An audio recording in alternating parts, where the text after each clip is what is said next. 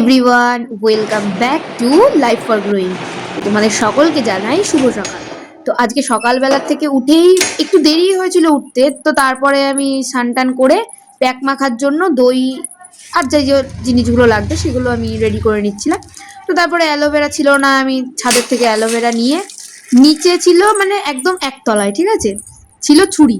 আবার কি আনবে, সেই জন্য আবার সেই কাঁচিটাকে মানে এরকম দুভাগ করে তারপরে সেটাকে দিয়ে কেটেছি। তো ছাদের অবস্থাটা একবার দেখো, আমার মায়ের শখের বাগান। ফ্রিজে দই রেখেছিলাম, এখন আবার নিচেকে যাবে, তো এখান থেকে 2 চামচ তুলে রেখেছি। এটা মুখে মাখবো আর এটা আমি ভাবছি চুলে মাখি। তো এত বড় অ্যালোভেরা নিয়ে এসছি, এবার এটাকে কাটবো। ছুরি হচ্ছে নিচে, আবার নিচেকে যাবে, কাঁচিটাকে এরকম করে নিয়ে কাটছি। হাত কেটে গেল। দিকে পাড়ায় সবজি কাকু সবজি নিয়ে যাচ্ছে। অ্যালোভেরাটা কাটাটা একটুখানি সমস্যার, বাট ভালোই লাগে আমার। ওই কাটাগুলো ছাড়াতে বেশ স্যাটিসফাইং লাগে আমার। আর তাছাড়া ওই ওই কি বলবো, ল্যালানি যাই হোক, আমার মা তো আগে এসে কি বলতো আর বললাম না, থাক। তো যাই হোক, ওটাই মুখে মেখে নিলাম একটুখানি। এখানে দইয়ের মধ্যে অ্যালোভেরা আর লেবু আর চিনি আর একটুখানি না অনেকটাই দিয়েছিলাম নারকেল তেল। এই প্যাকটা বিশ্বাস করো যে কোনো ধরনের বাইরের প্রোডাক্টের থেকে অনেক ভালো।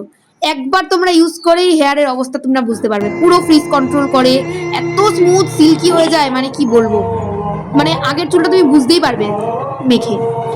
তো যাই হোক, তারপরে আমার একটুখানি খিদে পেয়ে গেছিলো, চকোপাই খাচ্ছিলাম।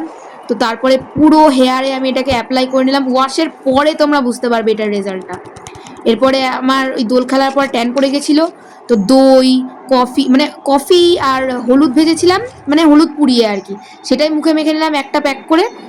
আর আরেকটা প্যাকে মেখেছিলাম দই, উড়ির ডাল, চালের গুঁড়ো, মধু, বেসন, এইসব।